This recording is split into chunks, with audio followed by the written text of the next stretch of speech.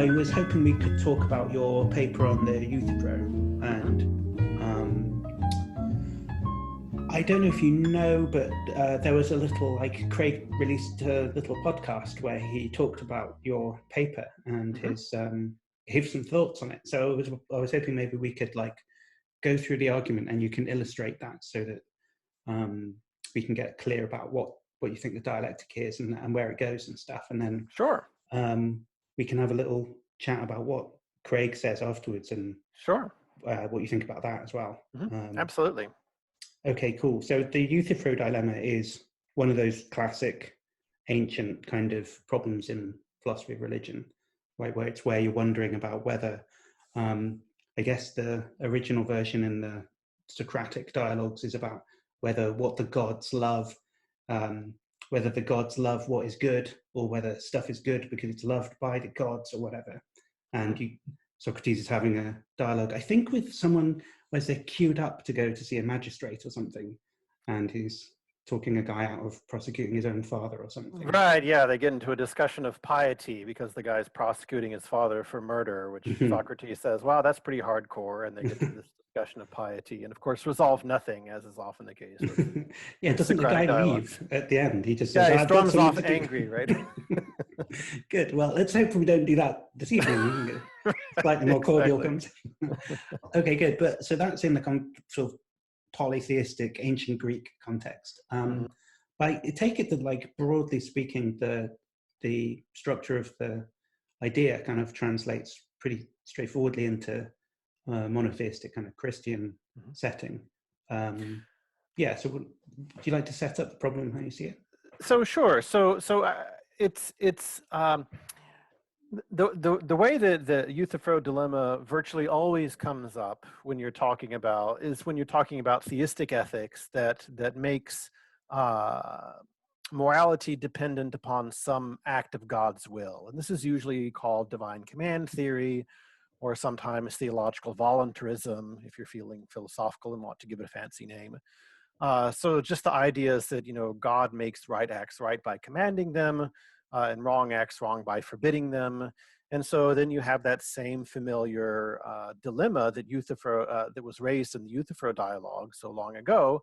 Okay, well, does God make right acts, are right acts right because God commands them, or does he command them because they're right? And these are two fundamentally different pictures of the relationship between God and morality. So if God commands right acts because they're right, which essentially is the option that Euthyphro chose, because Euthyphro is like, well, God, the God should have reasons for liking the things that they like, right? And a similar intuition would be that God commands right actions because they're right, right? But notice that the reason that theists don't like this option typically is because what this means is that God is actually no different from a parent in this. When I tell my daughter that stealing is wrong, my telling her stealing is wrong doesn't make stealing wrong. I'm passing along independently existing moral information, right? So if God commands right acts because they're right, then this means God isn't sovereign over morality. He's not making morality by issuing these commands. He's basically passing along information. And so this isn't really a version of theistic ethics at all, right? God is just the messenger on this picture of morality. He's not a legislator. Theists want God to be the legislator of morality. So they want the other side of the dilemma, which is right acts are right because God commands them. It's God's commands that make right acts right. And I would say that the consensus in Western analytic philosophy is that this is just beset with overwhelming and fatal problems. And it's almost hard to know where to start with outlining the problems with this. Brad Hooker had a short article and analysis some years ago called Cudworth and Quinn, where he brings up just the obvious objection, which is, okay, so if God commanded us to torture children to death, that would make it right. And again, remember, if God is making right actions right because, or if these right actions are right because God commands them, then there are no antecedent moral constraints on what God commands. God is making morality, right? So he could perfectly well command something like that, and there would be nothing bad or wrong or cruel about him doing so. he makes it right by commanding it.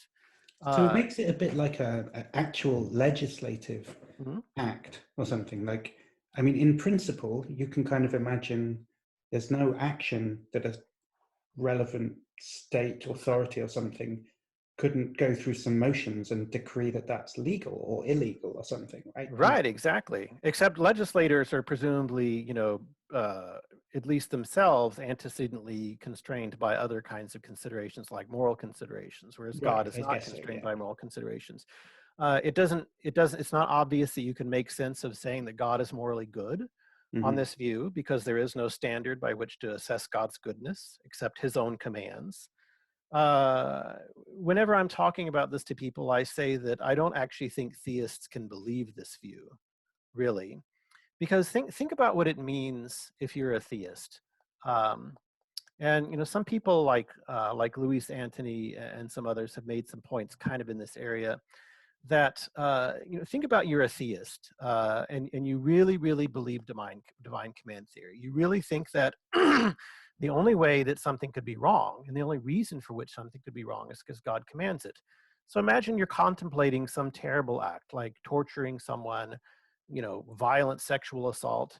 So the pain and the humiliation that this act would cause the victim, you can't regard that as a reason not to do it. It's irrelevant Mm-hmm. from the perspective of moral deliberation. The only thing that could count as a reason against doing something is whether God forbade it. That's the thinking of a sociopath. And I know a lot of theists, and they're not sociopaths for the most part, right? Mm-hmm. I think that a theist, and so what I try to say is, look, I think as a theist, you can't really think this, right? And in fact, a lot of theists don't believe this. I mean, I teach at a Catholic institution. I'm not a Catholic, but the entire moral philosophy of the Catholic Church is natural law. It's not divine command, Mm-hmm. right? So there's no necessary connection between being a theist and being a divine command theorist. And I think some of these reasons are why not all theists are divine command theorists. A lot of them reject it because of these, what I take to be deeply implausible implications behind what you might call traditional divine command theory, Yeah, sure. which is where this dialectic of the paper that I wrote begins, which is Mm-hmm. kind of where traditional divine command theory leaves off. Okay, good. So that, like, traditional or naive divine command theory has all of these problems, like the ones we mentioned. I think there's this idea that, like, there's a modal distinction between, something like rape or whatever couldn't be good, but it Mhm. could be commanded, right? Mhm. So they have like a modal difference between them, which Mhm. would tend to indicate that they're not the same thing or whatever. Well, I Do guess, you? but so there's the old saying, that's not a bug, that's a feature. Uh-huh. Some people actually use uh, the the fact that God can make anything moral by commanding it as actually an argument for divine command theory. Some theists are willing just to bite the bullet. Um, so Quinn, I think it's Quinn, who has an article arguing for divine command theory, and he says one of the arguments for divine command theory is what he calls the immorality of the patriarchs. He says if you go back and if you take Scripture seriously, if you read Scripture, you'll see lots and lots of times where God tells people to do bad stuff, right? Mm-hmm. And they do Yeah, it, of course. and it's okay, right? And the only way you can make sense of that is if God's telling them to do bad stuff made it morally okay, right? And so one of the core arguments from people like that is that, well, this is the best evidence you need for divine command theory, because actually this shows that God actually can make anything okay just by commanding it, right? And so some theists just bite the bullet. They're Yeah, I just like, see. yep, it's a purely contingent fact that God only sometimes commands people to go out and kill people or commit genocide or whatever. He could do it all the time, but he doesn't. Luckily, I guess. Yeah, I so, suppose so. so for someone like Quinn, like I said, it's not a bug; it's a feature. Right. So I guess what they're saying is that actually something like murder isn't necessarily wrong. It's only Hmm. contingently wrong. Right. Right. Okay, fair enough. Well, I mean, So as with everything, there's always going to be discussion, and people will bite bullets and take positions. Right. You'll that seem never like, find any thesis that all philosophers agree on, for sure. apart from maybe that one. Exactly. Who knows? So, all right, but so that simple theory, which is just anything goes effectively. If God says it, that's right or wrong if he's prohibiting it. There's a kind of classic and sort of cliche move that gets made here, which is familiar to anyone who's had these types of discussions, like on the internet. Because I mean, I've seen this for years. If people say, "Oh, a false dilemma," that's a false dilemma because there's a third option, and that third option is what your paper is about. So roughly, and I'd like you to fill in the details, but it's something along the lines of saying, it's a bit like taking the well, God could command anything, so it is good in virtue of what he commands. It's just that he wouldn't command anything because he's got a good nature or something. Right. And so this is, what you might call the modified divine command theory. And this is what's defended by people like William Alston, Robert Mary Hugh Adams. And so this is the third, as you said, this is a way to sort of go between the horns of the dilemma, which is to say, yes, God makes right acts right by commanding them. However, it's not the case that God can just command anything he wants or would command anything he wants, because God's commands are constrained by his nature, which is inherently good. Now, the thing is, you have to be very careful in articulating this view, right? Because once again, you don't want God's goodness to be assessed by some external standard, because then again, you've sacrificed God's sovereignty, right? So, and so that's why if you look at someone like Alston, or Adams for that matter, they're very careful to articulate a position according to which God is supremely good, but this goodness is not based on some standard external to God, right? So that's Alston has what he calls as evaluative particularism. But before getting to that, I mean, I hope it's clear how this is supposed to solve the problem, right? Because so the initial worry was, you can't say that God is good. God can command whatever he wants, and that makes it right. God could command torture, murder, anything. And so the move that Alston and Adams and these people say is, no, God is inherently supremely good. And so God wouldn't, in fact, Alston is, I think, willing to make the strong modal claim, couldn't command those things because it would be contrary to his perfectly good nature. And so Alston has sort of a bifurcated theory of evaluative theory. There's a theory of the good, and God is like the ultimate standard of goodness, right? He is the exemplar. He's like he has this Paris meter bar now. He's the Paris meter bar of goodness. Anything that is good only in virtue of resemblance to God. Yeah. But then there's the theory of obligation.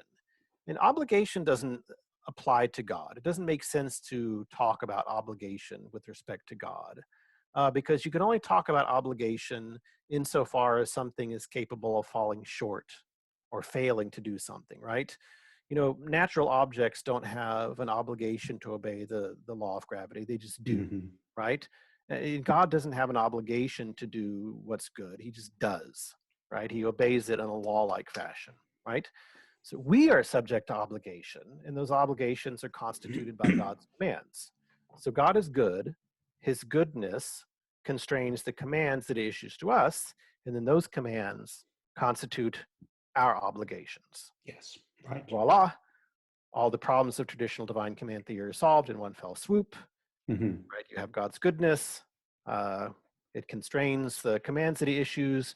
No more worries about horrible commands. No more worries about, can we say that God is good? Everything is hunky-dory in theistic ethics. Good. So we've got we start off with a worry about why the commands that we've got, like thou shalt not kill or steal or lie or whatever, and those are something like maybe grounded isn't quite the right word, but they're explained or whatever by reference to God's character and his good. Why did God command not to kill? That's because he's like super nice and he doesn't want people to get killed. That's why he did that. Right. Okay, good. So that kind of makes sense, right? So why doesn't that work? What do you think is like the main?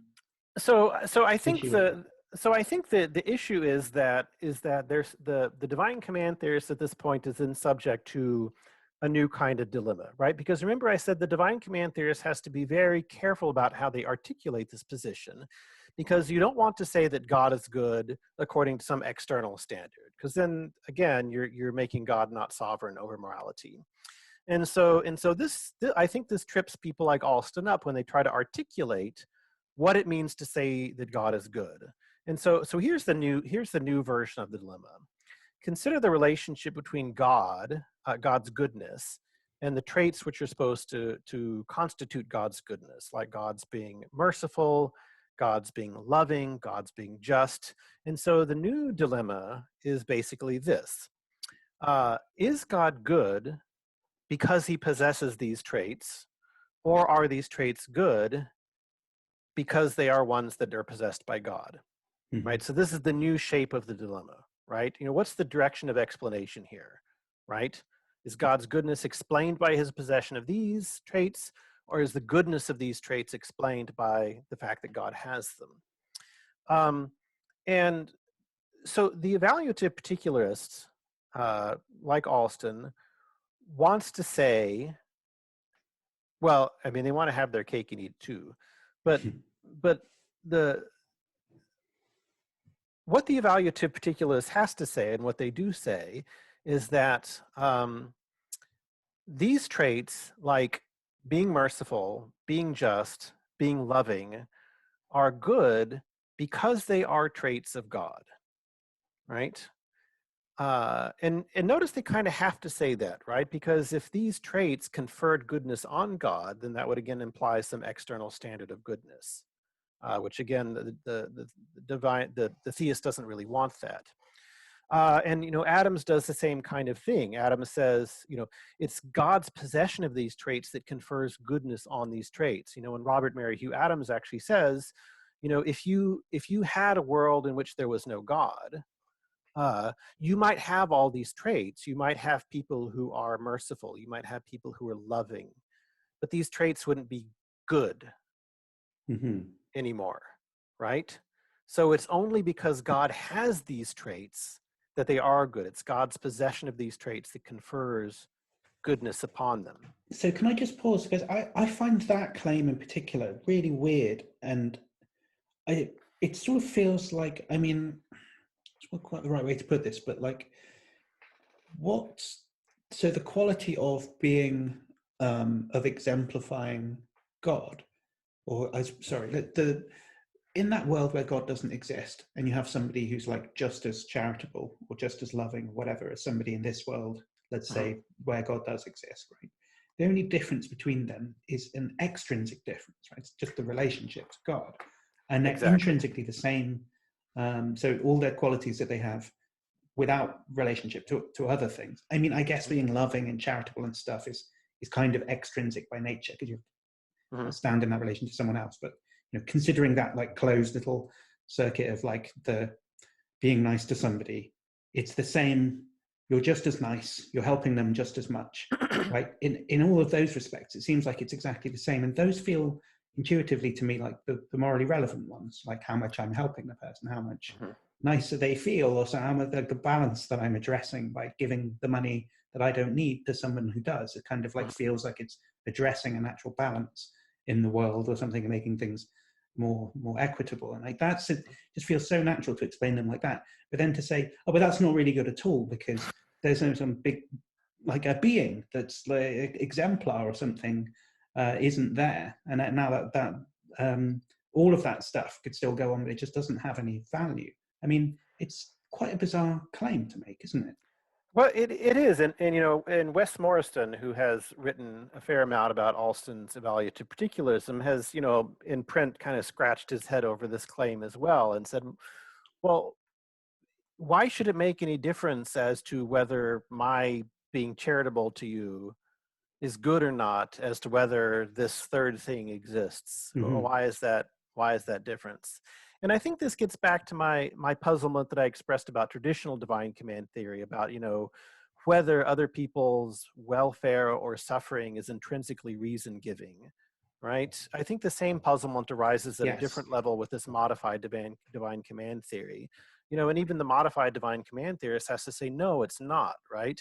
I mean, the fact that, I comfort someone who's in need, well, that the fact that they were, in need and I comforted them, none of that in itself is sort of intrinsically has any intrinsic moral significance, right? Hmm. As you said, whether it has moral significance is a purely extrinsic feature of it. And I think that's a weird way. I think you put your finger on it when you talked about how this is an extrinsic, its moral relevance or salience is a purely extrinsic feature of this relationship. I think that's a Hmm. weird way to look at how moral reasons work, right? And again, this is a puzzlement that I think secular philosophers and atheistic philosophers express pretty frequently. The idea that, what are you saying? Are you saying that you sort of my friends, my family, the things I do for them have no intrinsic merit, like my family, they're not intrinsically worthwhile. Hmm. They're only worthwhile to the extent that like some external relationship obtains that has nothing to do with us. That's a weird. That's it's. I mean, it's almost hard to mount an argument against it, except just to sort of look at it kind of cockeyed and say, why? Why would you think that? Okay, so I guess if I was really trying to, I guess the promising thing to do would be to draw an analogy with something that's kind of similar, where the presence of the extrinsic thing being there does seem like it makes a difference. And so I Mm-hmm. suppose, the difference between solipsism and, a realism about the external world or something like, Mm-hmm. I mean, in that case, I want to say something like, you know, torturing someone is wrong primarily when they actually exist and they're not just a figment of my Right. imagination. Right. And I'm a Yeah. bit more torn on whether it's really wrong Mm-hmm. if they don't exist and everything's just my Right. imagination. So I Right. suppose there I'm going to say, yeah, the presence of the external thing outside of me, it's a slightly different example, I suppose, but like that extrinsicness there really makes it moral difference, I suppose. So yeah. So I mean, this is an interesting tack to take, and there possibly are good examples like that. I'm thinking about the old debates about whether meanings are in the head, Yeah, right. like kind of Tyler Burge style examples of arthritis versus arthritis, and whether you're using the word, whether arthritis as spoken by you means pain in the joints or pain in the muscles doesn't supervene on things that are inside your head. It Hmm. actually supervenes on this entire social practice. So two people could have actually the same set of mental, brain states, but one of them could be claiming true things and the other one false things, and the difference is totally extrinsic to them. Right. Right. So there Yeah. are certainly examples where normative differences in what you're doing depend on things that are totally extrinsic to you. So I guess maybe the theists could actually fight back on this point and say, well, actually, there are examples of that kind of thing. That's something I would have to uh, sit down with a cup of coffee or two and try to puzzle through whether Well, these are relevantly analogous. yeah, I mean, now it's on the table. I think that the difference would be something like, um, I think what it would come down to would be you're going to want to say something about the presence of the other person in the charity or torturing case, Mhm. like the difference between the solipsist and the person who's actually engaging with the other person is that other person's like suffering or whatever is relevant to Mhm. whether or not it's morally good. But then the thing is just, it doesn't seem, it's mysterious why, in addition to that, we need a third actor on the stage who's Right, like yeah. doing something. So it's the Mhm. extrinsicality might be a bit of a red herring. It's more sort of the being extrinsic but not really having any role to play. But Right, in the exactly. picture, something like Why that. isn't this enough, right? Yeah, The person's suffering. Why isn't that enough to constitute the relevance or something like that? yeah. Yeah, no, I see where you're coming from. And like I said, uh, uh, I'm certainly not able right now to sit down and lay out some formal conditions here. Like I said, I'm more of a drink a few cups of coffee and ponder things over for a few hours kind of philosopher. Yeah, definitely. Is there Rather than another a type? snap, snap, snap. Oh, Oh, yeah, okay. there's some who are very quick, and I don't count myself among those. I'm more Okay, good. deliberate. Okay, well, I think that's probably better in the long run. Yeah. And probably make fewer mistakes that way, anyway. Well, let's hope so. Let's hope so. Okay, so I derailed you. We were talking about it. You were explaining the view here is, so it's Alston's view, or is this Adams's view? Well, it's a little bit of both, actually. So I quote both of them in the article, and Alston has something. So I actually have if I could just read like a quick passage from Adams, yeah, absolutely. where he says, if there is a God that satisfies the conditions imposed by our concepts of the good, we might say that excellence is the property of faithfully imaging such a God. So it's kind of a Platonic view of your right. In worlds where no such God exists, nothing would have that property, and therefore nothing would be excellent. Okay. But beings like us in such a world might have a concept subjectively indistinguishable from our concept of excellence, and there might be an objective property that corresponded to it well enough and in a sufficiently salient way to be the property signified by it, though it would not be the property that we in fact signify by excellent. Mm-hmm. So, there might be, it might be kind of like a twin earth thing where, there would be beings that had a property that functioned in relevantly similar ways, but in fact, in that world, nothing would actually be excellent. This is the conclusion that like Wainwright draws from all of this, is that, well, we would use the word in the same way, but actually nothing would actually be good in that world because there wouldn't be a God for it to resemble. And like I said, I personally find that kind of a puzzling view of the semantics of good and or the metaphysics of good even. And as I talk about in the article, I think it reverses the order of explanation that we usually see between what philosophers call thick and thin moral properties. Mm-hmm. So usually, if something has a thin property like good, it has the thin properties it has because of the thick properties it has. Like, something is good because it's merciful. Something is good because it's charitable, right? But Alston can't say that, right? That's not the order of explanation that's on the table for the particularist, right? God is not good because he's charitable. Charitableness is good because it is the property of God. And that's a weird reversal of the order of explanation. I think that's something that Morrison also points out as being puzzling. But like I said, the real problem with Alston's view is that it renders the concept of divine goodness empty. Because when you start to ask, well, what is divine goodness then? Well, it can't be that he's just. It can't be that he's merciful, right? Because God is not good in virtue of being just and merciful. Rather, justice, mercy, etc. are good because God possesses those, right? So the order of explanation is God's goodness confers goodness upon those traits. Okay, well then what is God's goodness? Like, what is that property of goodness, right? It's not that it's not his goodness isn't comprised by his justice and his mercifulness and his kindness and whatever else. What is it? It's not anything, right? It's basically it's like a featureless property is how I describe it. It's a property that has that there's nothing you can say about it except for, well, it's good. Well, good in virtue of what, right? I mean, what constitutes its goodness? I think Alston's particularism debars him from saying anything at all about it, right? In his essay on evaluative particularism, he tries to, like I say, he tries to have his cake and eat it too. He tries to say, oh well, look, we're not debarred from saying what God's goodness consists in. God is good because he's just, merciful, etc. But it's really not clear to me at all how he thinks he can say that. God is not good because he's just. Justice does not have any independent goodness conferring qualities.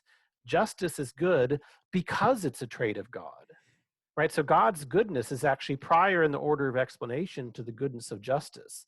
Justice can't confer goodness on God. God's goodness confers goodness on justice. That's the way the explanation goes. And Alston can't reverse it and have it go both ways. Right, so if God's goodness is prior in the order of explanation to the goodness of any of the concrete thick properties like justice and mercy, then what does God's goodness consist in? Literally nothing. And that is not a coherent view of goodness. No, doesn't it just make it like, I kind of get the feeling that what we're looking at then is that, if somebody said, well, how come God, he might have like, I don't know, he might be all loving and just or whatever, but how come he wasn't miserly instead of charitable, right? Like, why is he charitable instead of miserly? It kind of feels like you can't say, well, because charitability is good and miserliness is bad, because it kind of wouldn't have been if God had been miserly. Miserliness would have been good and charitability would have been bad. Well, So then it just feels like the arbitrariness worry that we had right at the beginning. Isn't it the same thing? And I think that's an interesting observation, right? Because again, if God's goodness is prior to the goodness of any particular, morally thick traits, those don't serve as an independent standard of goodness, right? They're only good to the extent that God possesses them. Well, this seems to imply then that any traits that God exemplified would be good, because God's goodness is prior to the goodness of those traits and confers goodness on those traits. So any trait that God had would, on this evaluative particularism, be good. Just like, with the Paris meter bar example, any length that they made the Paris meter bar would have been a meter. If they'd made it this long, that's how long the meter would be. If they'd made it a mile long, that's how long the meter would be. I mean, it would have been dumb, but they could have done it, right? So any trait that God have, now his goodness confers goodness upon that trait. So if God had been miserly, if he'd been, deceptive or a trickster, a prankster, whatever, that would be, his goodness would confer goodness upon that trait. And then we would all be good to the extent that we exemplified being pranksters or, being miserly or whatever. And again, I think the arbitrariness objection comes right back again. And so to begin with, it sounds like we went around this little circle of saying, well, it has to be one of these two options, right? And the problem with one of the options was, we were talking about that you might be under the obligation to kill people instead of the prohibition to kill people. You're under the obligation to not kill people because that's what God commanded. And then the thought would be, well, if it's only good because God commanded it, what if he'd commanded something else? And the escape route from that was supposed to be, well, but he wouldn't do because he's got this like character, which is super great. And it means that he never does anything like that. And then we're back in the same thing. Okay, well, what's his character like? And say, well, he's like charitable and loving and blah, blah, blah. And then we say, okay, well, are those things good because God has them, or does he have them because they're good? And they say, oh, well, I'm a particularist, so it's like the meter stick, and they're only good because God possesses them. Right. So then when you say, well, what if he'd been miserly instead of being charitable? Is there, another, can they just make the same move again? Can they say something like, well, he has a nature or like a kind of essence or something which prevents him from having bad character traits? I mean, is that? Well, I mean, they could, but again, how are they going to spell out this essence? Because again, like I said, the fundamental evaluative particularist move is to say, God is not good in virtue of conforming to some external standard. And this is the move that Alston makes when he distinguishes between Platonism and particularism. God is not good because he resembles something else, right? Or conforming to some external standard. right? And so this is where Alston is really committed to rejecting this idea that God is good because he is just, because he is merciful, right? That's not the particularist move. The particularist move is God is the standard of goodness. He's the Paris meter bar of goodness, right? And anything that's good is good in virtue of resemblance to God, including the morally thick traits, right? So justice is good because it's a trait that God possesses, right? So it's not obvious how the theist is going to make that move. Well, God has this intrinsic nature. Well, so when you drill down into that, what is his intrinsic nature? His intrinsic nature is that he's morally good. Okay, well, what does that mean exactly? What are you saying when you're saying that he's good, right? Spell it out in words. It doesn't mean that he's just. It doesn't mean that he's merciful. It doesn't mean that he's kind. What does it mean? There's literally nothing to say, right? Yeah. And that's and like I said, that's the crux of the issue right there for me. I mean, there's these other puzzling things about reversing the order of explanation between thick and thin properties. I mean, these are puzzles. Whatever, maybe the theist can say something to that, but at the end, for me, this is the heart of the issue right here: is that it's literally incoherent.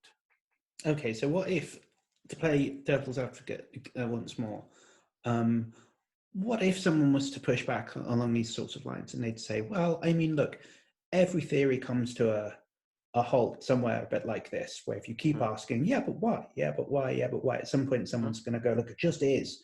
Shut up, or whatever. Yeah. And are they entitled to say that at some point? Like, that's just what I mean by good, or that's just what good is on my theory. Go away. Yeah. And why is that not okay as a response to this? So I actually talk about something like this in my paper. At least so tell me if this is getting at what you're saying, right? Where I say that, because Alston says something like this. He says, well, look, there's regresses have to come to a stop somewhere, right? And I think that's a legitimate move, but I don't actually think it's a legitimate move, because I think that this presupposes a kind of linear view of justification, which I'm not 100% on board with. But I think it's also an epistemological move, right? I think it's a move about justification. It's a move about explaining why something is this way. So it's like if we're giving an attempt to justify our particular moral claims or moral principles. You can justify moral principle by appeal to this, by appeal to this, by appeal to this. And eventually the chain of justifications is going to stop with, because this is the way God is, right? But what Alston is trying to do is not give an epistemological theory. He's giving a theory of the metaphysics of goodness. And so this is why in the paper I talk about explanations why versus explanations what. So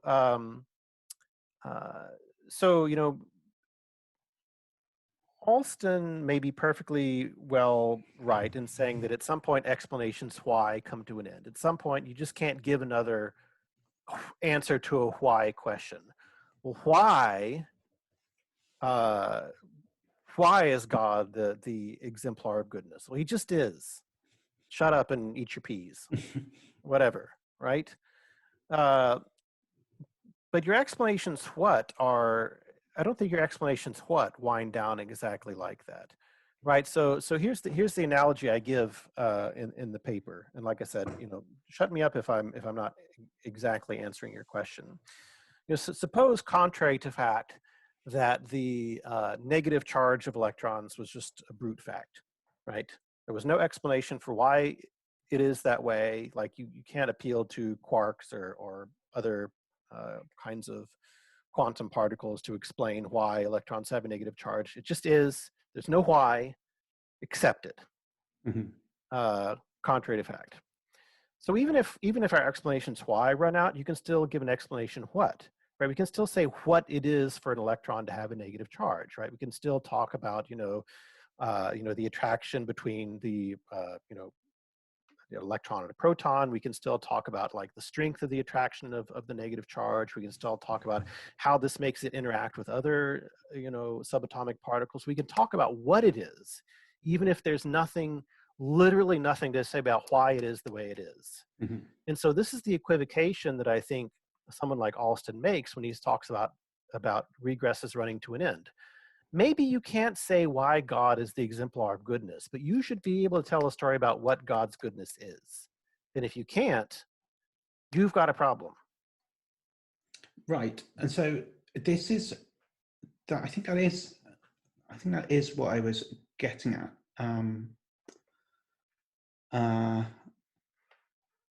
And I think when reading your paper, I read it again the other day. One of the things that struck me was there's something about her, and maybe you can fill this in for me as well.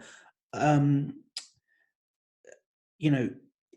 alternative theories about the good, you come to some kind of stopping point, but it's something more reasonable, plausible about that stopping point than you get on this one.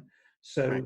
take a similar sort of idea with Aristotle, and he's like, you're asking like why the chain of the good ends in the eudaimonia, or the good life, or whatever. And it's basically a bit like saying, but why do you want to be like perfectly happy all the time, or whatever? And like that question does sound a bit weird. Like, if you don't understand that, I don't know how to explain it to you. That's just kind of self-evident. How could you even know what I meant and ask that question? There's something like, that's why it stops there and not somewhere. There's a subsequent question to be asked about that. But on this theory, if you're saying, oh, look, it just terminates in there being a being who exemplifies the property of goodness. The thing that it's difficult. So I think you describe, is it Alston or Adams? I always get it too confused, but they try and say that it's self-evident, right? Like in a similar way. Right, and I think Alston is employing. I don't want to use the word sleight of hand because that implies some dishonesty on Alston's part, which I don't attribute to him. So he says that it's just self-evident that God is the sort of paradigm of goodness, and I think that that's true under some understandings of God, but it can't be under his. So here's where I think the sleight of hand is. So when Alston says, well, it's self-evident that God is the exemplar of goodness, he has in his mind a particular conception of God. And that's the conception of God where we imagine God as exemplifying all of these thick moral qualities of justice, mercifulness, loving kindness, et cetera, et cetera, et cetera. Okay, yeah, fine. When you imagine God that way, maybe it is intuitively obvious that he's the paradigm of moral goodness. But that's not what Alston is really asking us to do, right? That's not what his evaluative particularism is asking us to do, because God's goodness doesn't actually consist in all those things, right? God's goodness is prior to those things. So what we have to imagine actually is God stripped of all those moral perfections, God not qua just, not qua loving kind, not qua merciful, just God prior to all those things, maybe exemplifying his other traits like being all-powerful and all-knowing. Okay, now is it intuitively obvious that that a being so conceptualized is the paradigm of moral perfection? It's not intuitively obvious to me, right? So that's the slippage for Alston. And I think all of this, trails into Craig's criticism of what I was saying, because Craig makes basically the same move that Alston does, which he says, look, what Koons should have done is just I'm surprised he didn't see that this whole thing about explanations saves Alston's view, right? Because at the end of the day, you just have to, the regress has to stop somewhere, and the regress of explaining, what goodness is stops with God. And again, I think that I think that he kind of misunderstands the objection here. So I was actually looking at his I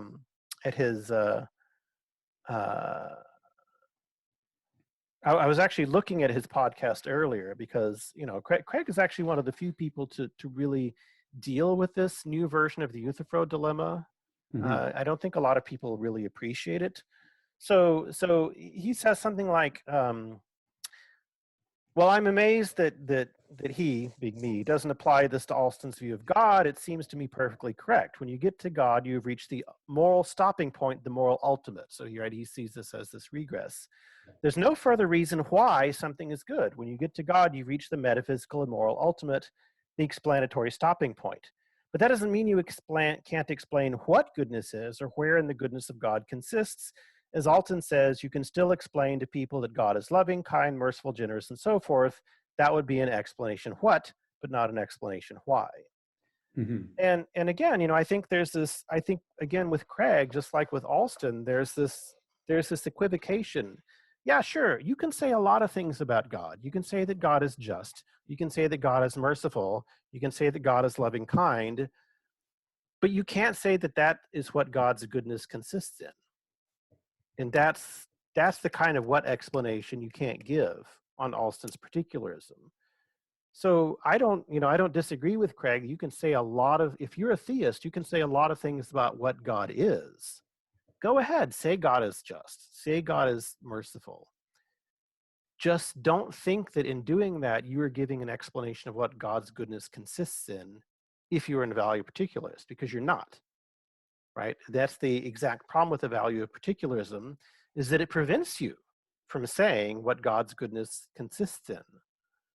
So really, I think this regress problem is actually quite a profound one for the evaluative particularist. And I have yet to see, and again, there hasn't been a ton of engagement with this. I've seen people beating around in the neighboring bushes, but I haven't seen anyone really quite fully come to grips with this. I haven't seen a convincing answer yet to an explanation of how you can give a positive account of God's goodness if you're an evaluative particularist. So here's a thought. I mean, I don't know if this is along the right lines, but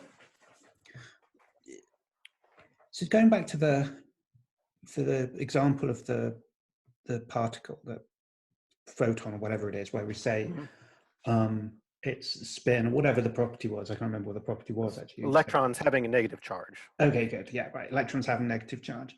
So let's imagine that there was some kind of justificatory stopping point where I just don't know why they have that charge, and there's nothing to say about why they do. And you distinguish that between explanations what, and you say, well, I can still say stuff about like how it interacts with like protons and quarks or other things that are in the theory that it pops up in. So I can still talk about its behavior and properties, interactions and stuff. And so I wonder whether, it's if I'm some particularist like this, so I'm the type of person who says the good moral properties like the good are what they are merely in virtue of being exemplified by God and not the other way around, like the meter stick being a meter, or a meter being a meter because it's the length of the meter stick. Can't I say stuff about like, well, look, there's this surprising consequence, and then I might try and do one of those like things where I say the thing about God being good is occasionally he commands you to go and kill the like Ebionites or whatever, and that turns out that's what good is sometimes, and you're like cashing out what it means, and then and that is an explanation what, and it's sort of like that, like, or they say something like, because God is good, that means that eating animals is okay, even though you might think that it's not, or something like that. Where they try and like give you some kind of consequence that's substantial, and say that that's a consequence of God's good. And to me, it's sort of, and I'm not sure if this makes any sense, but it sort of feels analogous to the interaction of the electron with the proton or whatever. And that's like something explanation what with the particle. It's not an explanation why. And can they say something like that? Would that satisfy your question for like what it is for God to be good? Would they say something like that? Yes, I mean, possibly, but and again, this is something I would probably have to sit down and think about over a cup of coffee. But my immediate intuition is to say that that's not going to fix the problem, Mm-hmm. just because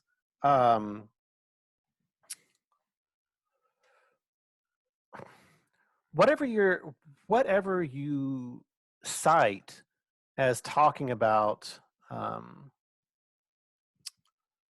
God's goodness is still going to be, I don't want to use the word sort of accidental to God's goodness.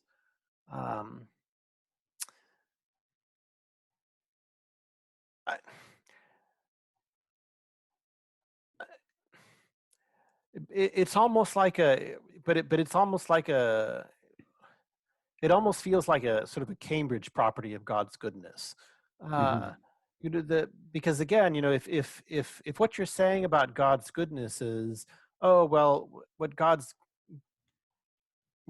goodness is that well, sometimes God will command us to go out, slaughter the Amalekites or whatever. Well, that's not really something about God's goodness. That's just something that God's goodness confers goodness on, as it turns out. That's not about the goodness itself. That's just about one of the things that God's goodness happens to, that's just another trait that God happens to have, that God's goodness confers goodness on. Mm-hmm. But that's not about the goodness itself. That's not a feature of the goodness itself.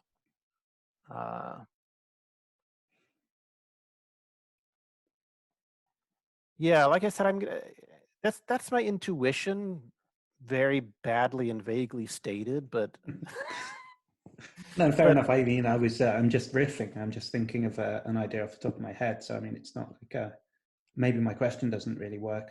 no, Either. I think that's, I mean, I think that's probably the way the theists ought to push on this. And I don't have an argument off the top of my head. Like I said, I have an intuition, but intuitions aren't arguments. Mm-hmm. Because I think maybe like the danger would be that the request for cashing out what the good is like. And I think you just sort of mentioned this a little bit. Maybe maybe you can't say anything about what the good is like. Like someone like Moore would say, it's just a kind of an unanalyzable property that's just sui generis, and there's nothing else you can say about that. And so, asking, what is this property, goodness? Could they just say, well, look, it just doesn't have any. That question itself doesn't have any answer. It's unfair to ask that. Yeah, and I think that's a deeply unsatisfying answer. I mean, if who is it? Who has? I'm drawing a blank. Who recently wrote this book called "Against Absolute Goodness"? I could look it up, but that would be rude for me to do right now. Anyhow, so he argues against views like this on the grounds that it just makes the notion of goodness. Well, for one thing, it makes it useless. He gives the example.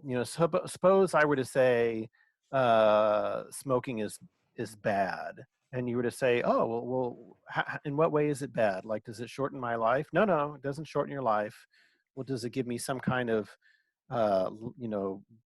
disorder that'll, reduce my quality of life? Like, COPD? No, it doesn't do anything to reduce your quality of life. Well, does it have bad environmental? No, it's not bad for the environment. It doesn't have any concrete negative effects. It's just bad.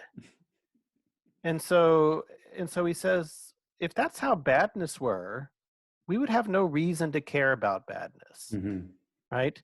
Something can't just be bad. It has to be bad in some way, right? And the same thing for good. Things can't just be good in this like sort of transcendent way. Things have to be good in a particular way, right? They have to be good and that they advance a human interest or something, right? Otherwise, you're not talking about anything. Mm. Nothing we ought to care about anyhow. Yeah, that feels really like I could totally getting the tug of the intuition there. I mean, there is another side though, isn't there? Where like I don't know about you, but I'm sort of naturally inclined to think that being good can't just be identified as making people feel nice or something. You know, and I can't imagine that there would be a kind of formula where like it is just that, you know, it just sort of reduces just straightforwardly to just a bunch of things happening or something. So like, Right. you know, so on the one hand, it's like it can't be just nothing. It can't just be a property that doesn't have any connections or any consequences. But on the other hand, it can't just be a bunch of consequences that doesn't, you know, that's just physical or something like that. It's just I don't really know where to put it in my ontology. It's Right, for mysterious, sure. For sure. But I think and I'm with you there. You have to give a more complex and nuanced account of it. But I think the larger point is that it can't just be nothing, right? You have to yeah, have some concrete account of what it is, right? I mean, sure. in terms of you have to be able to give that account what, basically.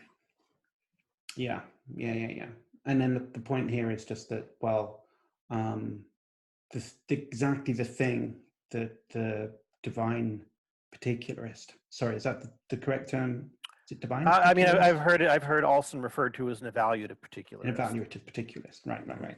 The person who says that like moral goodness is what it is because it's exemplified by a particular thing, which I guess may or may not be divine. Okay, but a divine evaluative particularist is someone who says that that thing is God as well, I suppose. Right.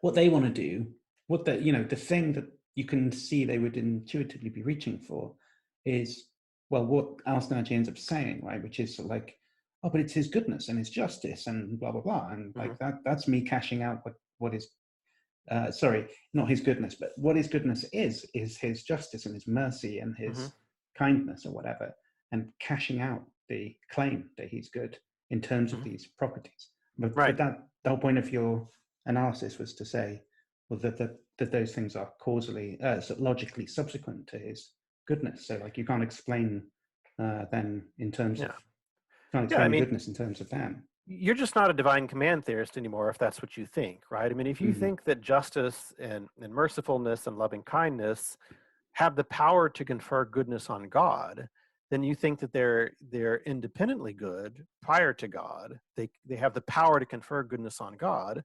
And so once again, I think God becomes the fifth wheel in the moral universe. You have these things that are independently good that can confer goodness on God in virtue of his possession of them. What do we need God for then? We don't need God to write the moral law. We have moral values independently existing out there in the universe, right? Yeah. So again, the divine command theorist cannot have that order of explanation. And Alston is aware of this, which is why he articulates this very specific view of evaluative particularism, which is that that's not the order of explanation. They don't confer goodness on God. God confers goodness on them, right? But then, like I said, that just leaves mysterious what God's goodness actually consists in, since it doesn't consist in possession of any of these concrete traits. Yeah, and then the thought would be, it can't be those concrete traits, because those are the ones that we've said are explicitly subsequent in the order of explanation. And it can't be any other. I mean, his being the first cause of the universe or something, okay, that's a thing that's not explained logically by him being good, but also it has no relationship. It doesn't matter. It's not like relevant in any way. Right, and not every perfection is a moral perfection, right? I mean, God's omniscience, okay, fine, but that's not a moral quality. Yeah. Okay, great. So, well, look, one last thought, which is not mine, but a friend of mine's been pushing this idea for a while, which is like, so, you know, we've got these, I guess they are, so these character traits that God has, that ordinarily we would say someone is good in virtue of them having them. and the particularist needs to reverse that formula. Mhm.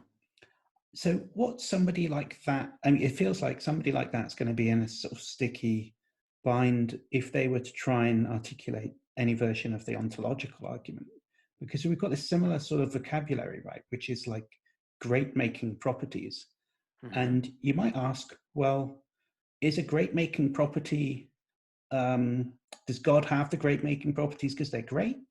Or are the great making properties great because God has them, right? And, the Right. whole point of the ontological argument seems to be that it has to go the other way around, right? You can't really be a particularist about that. Otherwise, like any old property, if God was like puny and like, weak or whatever, if they were just whatever properties he had, then he would have them. And then, Right. That's true, right? Because the ontological argument is almost sort of a conceptual argument for the existence of God, right?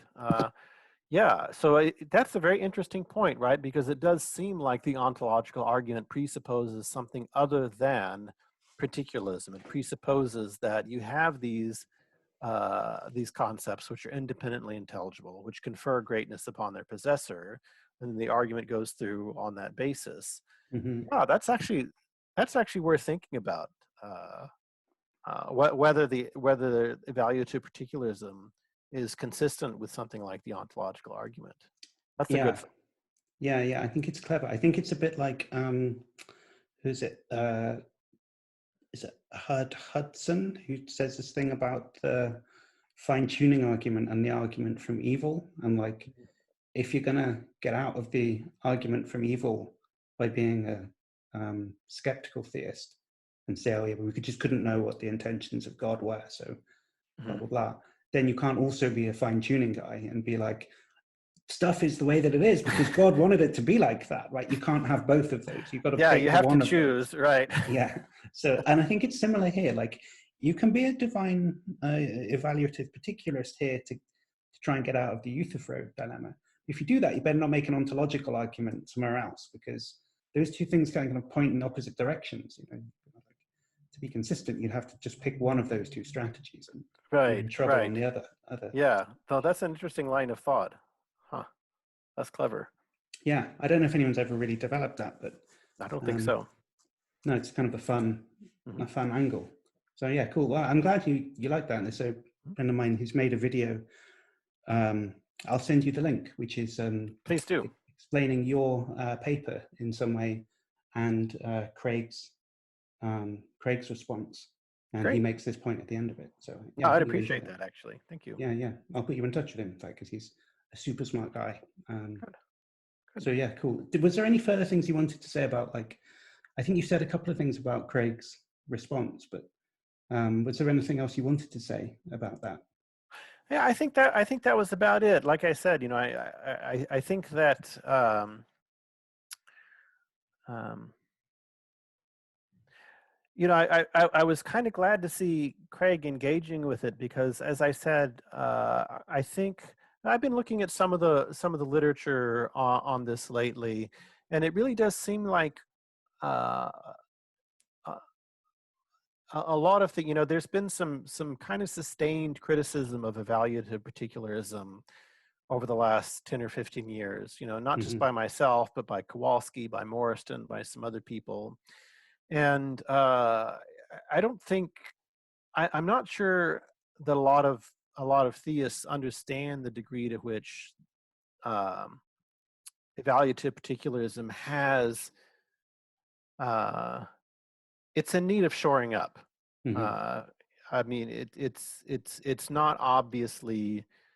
I mean, obviously, I don't think it succeeds, but at the very least, it doesn't obviously solve the problems that the traditional divine command theory had. Yeah. So I think a lot of these theists who, I was just looking at some work by John Cottingham on the meaning of life, and he said, well, there's this arbitrariness, Euthyphro stuff, but hey, don't worry, Adams and those other guys have fixed that problem. It's like, well, actually, no, they haven't, right? Hmm. So a lot of there are quite a lot of theists out there who are just sort of assuming that this problem has been solved, and in fact, it hasn't. And even if Morriston and Kowalski and myself and these people are wrong, there has yet to be like a sustained and adequate explanation for why we're wrong. Yeah. So I'm glad to see Craig weighing in, but I think the theists have more work to do on this. And aside from that sort of brief podcast, he hasn't actually written anything on this. No. Direct response, I don't think, is he? No. Mm-mm. No, and other theists, and I've seen some other theists, also again just saying, oh well, Craig took care of this, so it's all fine now. So yeah, there's really been a lack of sustained engagement on what I think is a very problematic attempt to shore up the divine command theory. Mm-hmm.